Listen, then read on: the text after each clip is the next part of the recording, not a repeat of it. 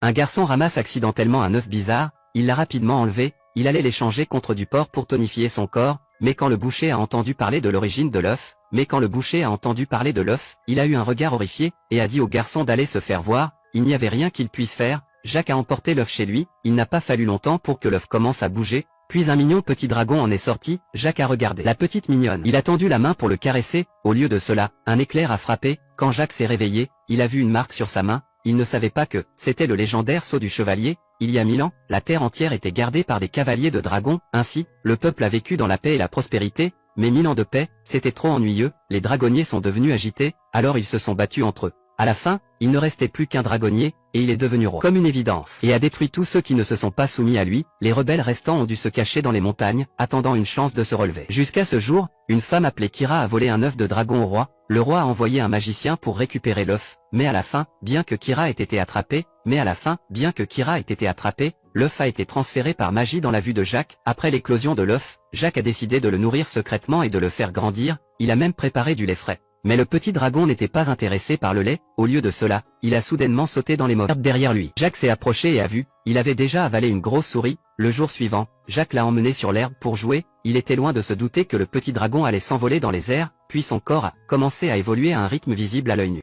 Le bébé dragon s'envole soudainement dans les airs, puis son corps a grandi à une vitesse visible à l'œil nu. En 2 secondes seulement, le corps a atteint une longueur de plus de 10 mètres, d'un jeune dragon à un dragon adulte fort. Il balance ses grandes ailes, il est descendu du ciel, de retour aux côtés de Jacques. Jacques a été stupéfait par la vitesse de sa croissance. Ce qui est encore plus surprenant, c'est que le dragon était capable de communiquer avec son esprit. Il a dit à Jacques qu'il attendait un dragonnier depuis un millier d'années, et de l'autre côté, le roi a découvert le jeune dragon, il a immédiatement envoyé ses hommes pour se débarrasser du dragon avant qu'il ne devienne trop puissant. Cette nuit-là, Jacques est rentré seul à la maison, seulement pour trouver le démon lui demandant où il était. Heureusement, Jacques a pu se cacher sous une table et s'échapper, il a senti qu'une crise se préparait, il a donc invoqué le dragon et a essayé d'avertir son oncle, mais le dragon voulait l'emmener, les deux ont eu une dispute. Finalement, le dragon n'a eu d'autre choix que de le jeter au sol. Quand Jacques est rentré chez lui, c'était trop tard. Son oncle était allongé sur le sol, il ne respirait plus, le dragon est venu et a essayé de le réconforter, mais Jacques l'a blâmé pour la mort de son oncle, et l'a chassé dans un accès de rage. Puis un homme plus âgé avec une barbe est apparu, et a brûlé le corps de son oncle sans dire un mot, puis il a emmené Jacques dans la forêt,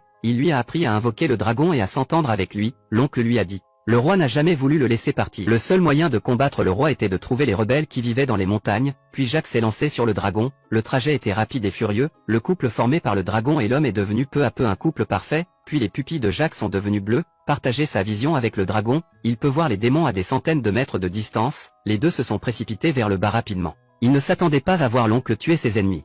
Il n'a fallu qu'une minute pour anéantir les horribles démons, il s'avère que l'oncle était aussi un dragonnier, parce que son dragon avait été tué. C'est comme ça qu'il s'est retrouvé dans cette situation. D'autre part, en raison des fréquentes défaites de ses hommes, le sorcier était furieux, il devait trouver un moyen encore plus diabolique de tuer le dragon, il a utilisé la sorcellerie pour contrôler Kira afin qu'elle dise à Jacques, dans ses rêves, de venir la sauver. Quand Jacques s'est réveillé, il a décidé de sauver Kira, il a décidé d'aller sauver Kira. Mais la vérité est qu'il a été pris en embuscade par le sorcier juste quand il est arrivé. Au moment où la lance a volé vers Jacques, l'oncle s'est précipité, et bloqué le coup fatal pour lui. Jacques était furieux, il a tiré sur le sorcier directement dans la tête avec son arc et sa flèche. Enfin, avec l'aide du dragon, les trois se sont échappés ensemble, mais l'oncle était trop gravement blessé, il est mort. Depuis, Jacques a hérité du testament de son oncle, il était déterminé à renverser le règne brutal du roi. Ils ont continué leur voyage, finalement, ils ont trouvé les rebelles restés dans la grotte. Enfin, la résistance a vu un espoir, et en même temps, le sorcier avait rassemblé toutes ses troupes, prêt à les faire tomber tous. À la veille de la grande bataille, Jacques a enfilé ses robes poussiéreuses, et le dragon s'encourage mutuellement.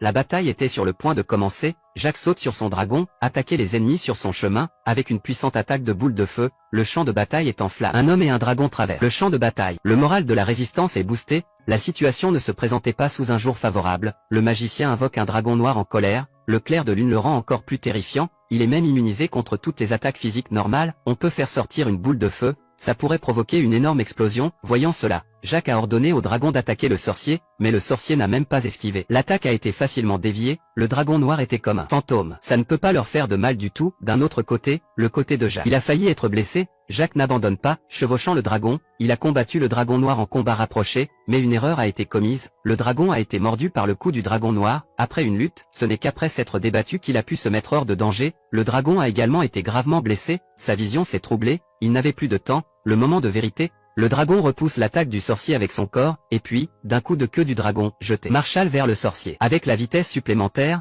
le petit maréchal a enfoncé son épée dans la poitrine du sorcier, et c'était la fin pour lui. Après que le sorcier soit mort, Jacques est tombé du ciel, alors que sa vie était dans la balance. Le dragon a attrapé Jacques avec ses dernières forces, et a sauvé sa vie avec son propre corps. Le dragon était maintenant allongé sur le sol, mourant, son corps était couvert de bleu et de blessures, Jacques était dévasté. Il a essayé de guérir le dragon avec la marque du chevalier sur sa main, mais il s'est aussi évanoui. Mais à la fin de l'histoire, un homme et un dragon se sont réveillés, ils sont devenus la famille la plus soudée, ensemble, ils contribuent à la sécurité du monde humain, pour devenir un vrai dragon.